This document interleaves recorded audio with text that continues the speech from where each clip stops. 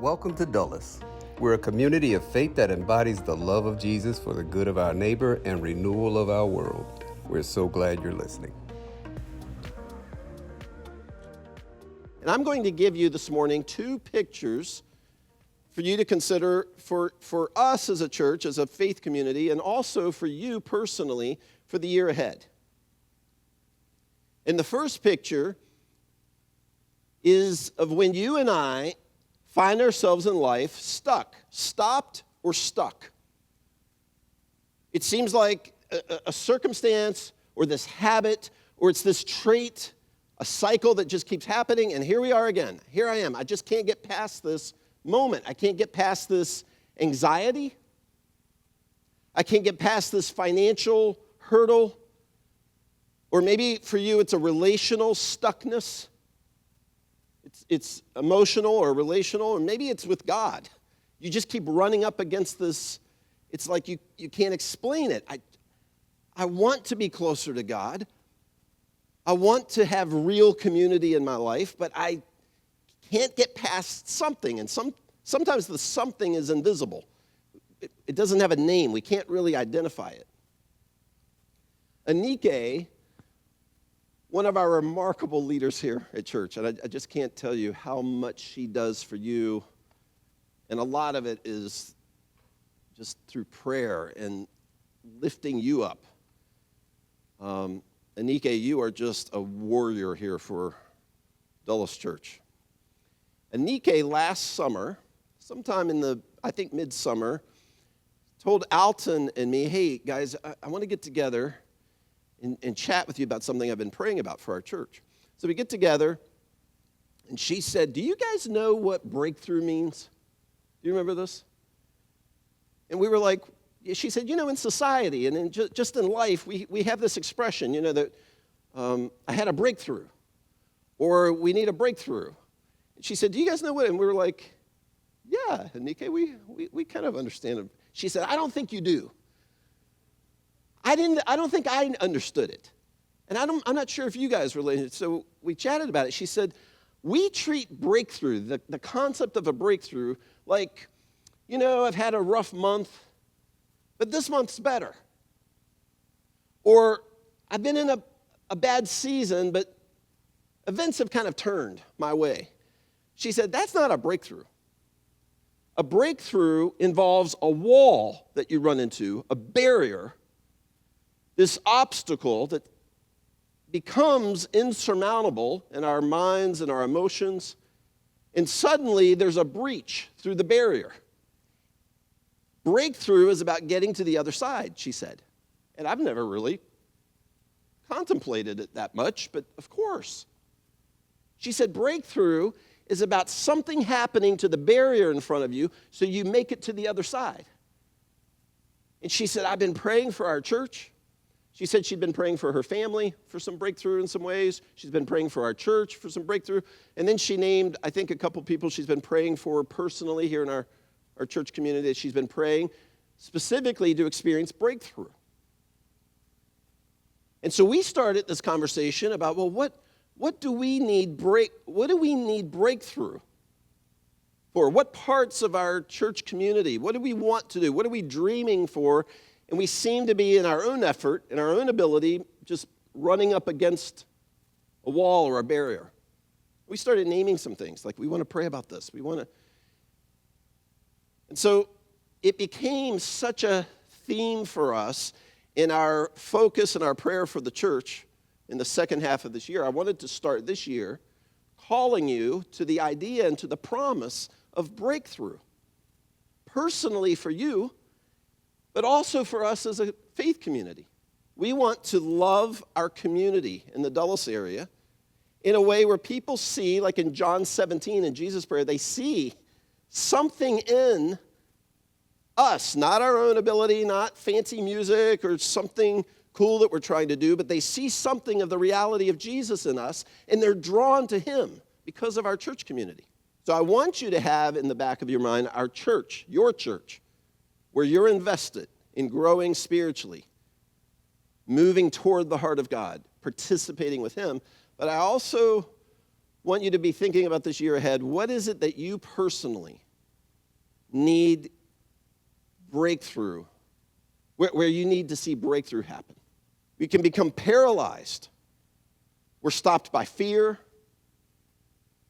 We're stopped by fear of the unknown or the future, anxiety about the future. We get stuck in our jobs or our careers. In this area in particular, there's a depression that runs through employees who are not happy in their jobs. And I hear this conversation a lot, like, I just feel so stuck. And especially true is the reality that we get stuck relationally. There's so much loneliness. It's amazing in an area that can produce so much income, and we know D.C. area is known for affluence, how many lonely people there are, and people who get stuck spiritually. People will tell me often some version of, Brad, it's not that I don't want to be close to God. I believe that he's there. I think most days he has a plan for me. I just can't figure it out. I just feel stuck. And if that's you, we've already been praying for you. Whether we know your situation or not, we're praying that we as a church community experience breakthrough this year into life, into the good that God has designed for us. I want to just take you through, and I'm going to do this quickly. I'm going to cite some examples in the Old Testament of how the pattern has always been true of humans to run into an obstacle. When Enrique said breakthrough is when you approach a wall or a barrier, and then this breach occurs. This breaking or this partial collapse happens enough for you to get to the other side. I started thinking about Scripture. Well, where is this in God's story? I didn't realize it's everywhere. It's almost in every micro story.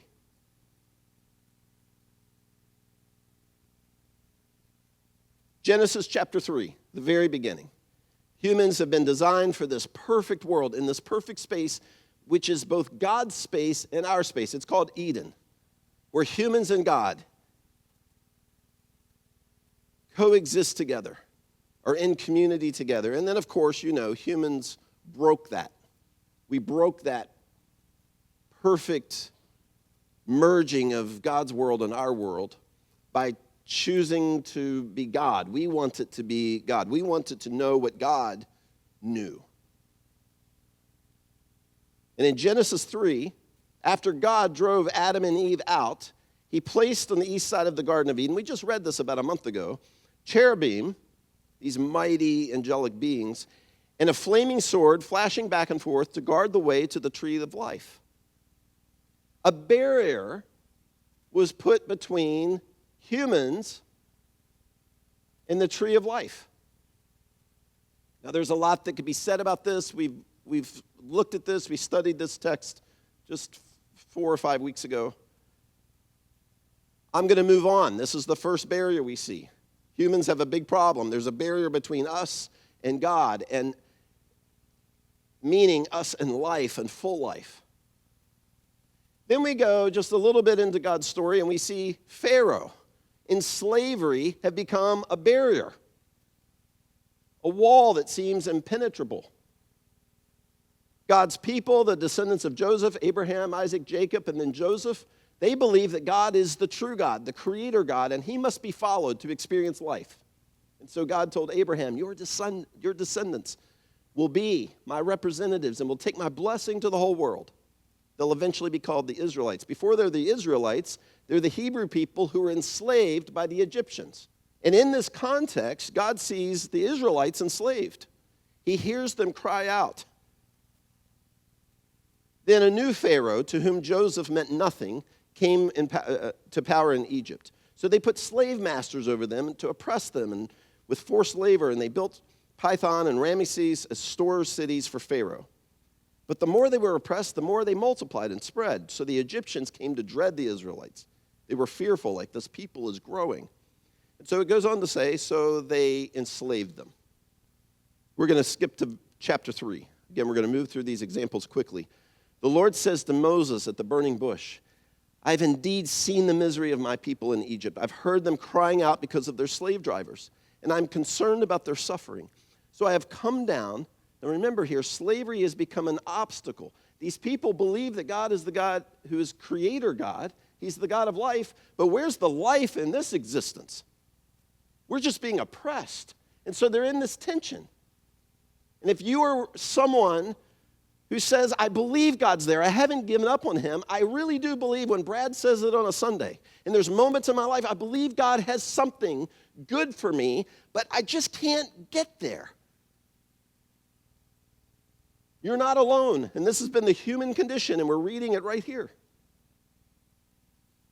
The next part that I'll get to will be on the screen here in just a moment, but before that, I've heard them crying out because of their slave drivers.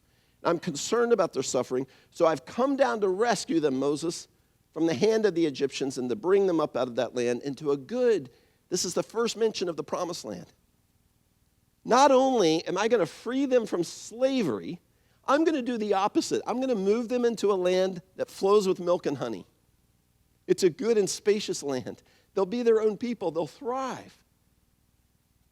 We see in the context there, the people don't even know how to process that. What do you mean? We're going to have our own land and milk and honey? We're slaves. The cry of the Israelites has reached me. I've seen the way the Egyptians are oppressing them. So now, Moses, go. There's micro walls and barriers, because now we find out in Moses' response, he's got his own barriers. It seems like he has a speech impediment. We're not exactly sure. It's implied throughout the book of Exodus that Moses does not have confidence in his own ability to speak, particularly, especially on behalf of God. Moses says, excuse me, me? You want me to go to Pharaoh? I can't go to Pharaoh. And God's like, I'll be with you. Before the people of Israel can experience the breach through their wall, Moses has to experience breakthrough. And he does this by leaning into God's words to him. This is a little bit of a spoiler. This is the pattern. God speaks. He has a plan. He has devised breakthrough for you. You have to heed and lean into and obey the instructions and words of God. This is the formula. God knows what he's doing. He knows how to get through that wall. The wall can just seem like it's 20 stories high and impossible to get through. He knows how to get through it. We have to participate with God. We have to say yes to his plan, to his timing. Moses says yes. Thank God. Moses says yes. And he goes to Pharaoh. The plagues, Pharaoh won't relent. The plagues descend upon Egypt. When the king of Egypt was told that the people had fled, Pharaoh and his officials changed their minds. They'd finally set the people free, the Israelites free. They start chasing them. You ever feel like you get through one wall or one barrier and you just run right into another? They've been freed from slavery. They're running, literally running through the wilderness, and they run into the Red Sea. I mean, you can't get through, you feel like you're reading like, oh, my eyes have been opened to what Anike's talking about. The barrier of slavery, they can't get themselves free out of this situation. And now we're reading about another barrier. And if you feel that your life has just been defined by one barrier after another, that is the human story. You're not alone. We're reading it right here. They run right up against the Red Sea. And then they turn around and see, oh, Pharaoh changed his mind. He's now chasing us with his army. So they start crying out, Moses, what have you done to us? What have you done? And God says, Moses, keep the people focused on my plan. Stay focused. Listen to my words. I know what I'm doing. Exodus 14. This will be on the screen. Then the Lord said to Moses, why are you crying out to me? Tell the Israelites to move on. They're standing at the edge of essentially an ocean. We think of the word sea today. We understand geography. We understand how this works. A sea seems smaller to us. To them, it's the Red Sea. I mean, it's miles across. There are tides and waves. This is like What? Move on? Tell the Israelites to move on. I know what I'm doing. I'm leading them to the promised land. Raise your staff, Moses, and stretch out your hand over the sea to divide the water so that the Israelites can go through the sea on dry ground. Here's another breach. God is faithful. He's true to lead his people. Sometimes it's one breach in the wall after another, but he provides the collapse. By the way, when Anike first told me this concept, I immediately went into, okay, what are walls that I feel like are in my life? Amy and I, we've been talking about her health. She's just had all these, she had a couple back surgeries 2 summers ago and a lot of rehab, and we've gotten to the point where we feel like this feels like a wall, just health issues, just one after another. And so I'm defining, for our church and in my life, what walls we face. And I went into the mode, God, for you to remove this wall. God never gives us a picture of removing the whole wall. Sometimes our purpose in life can become removing the wall, the whole wall, from that mile marker to that mile marker. Wow, this is a big task. God doesn't remove the whole wall. In many cases, he just provides a breach.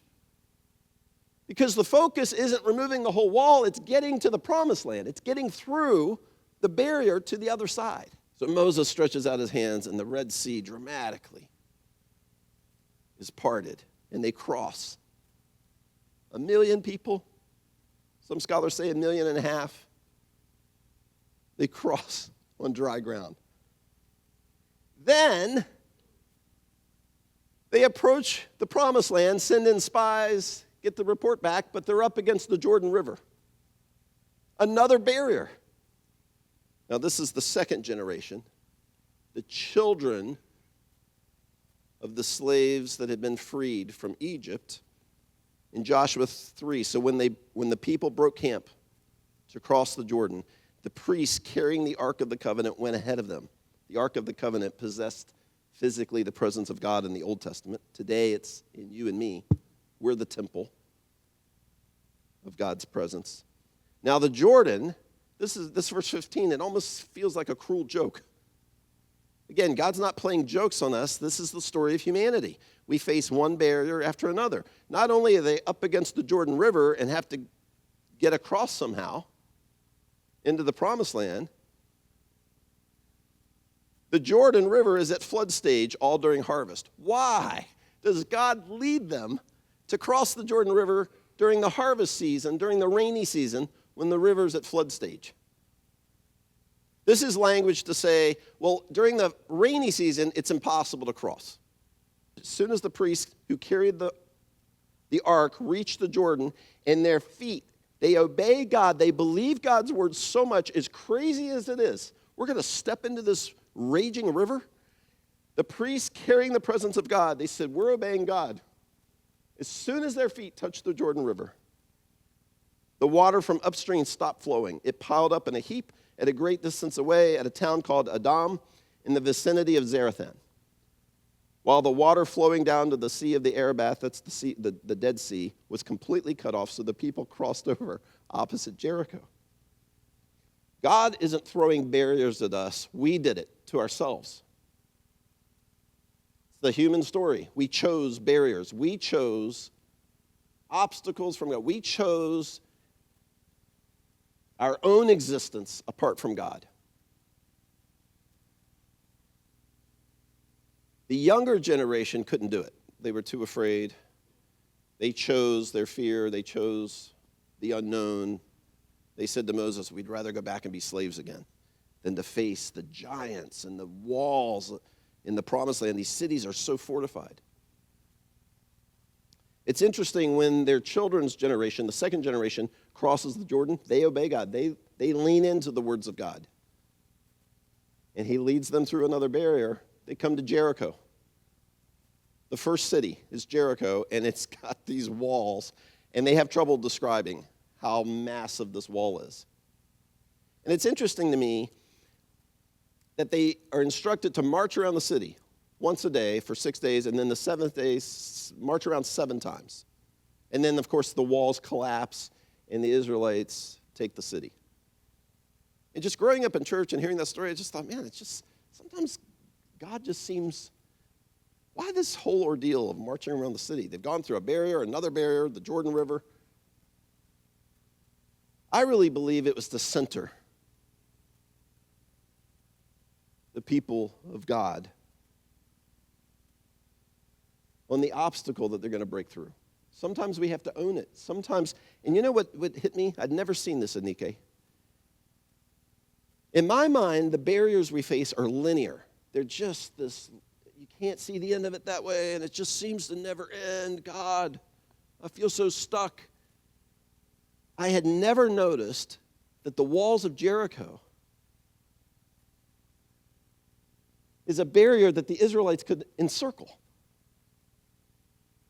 They actually surround the barrier.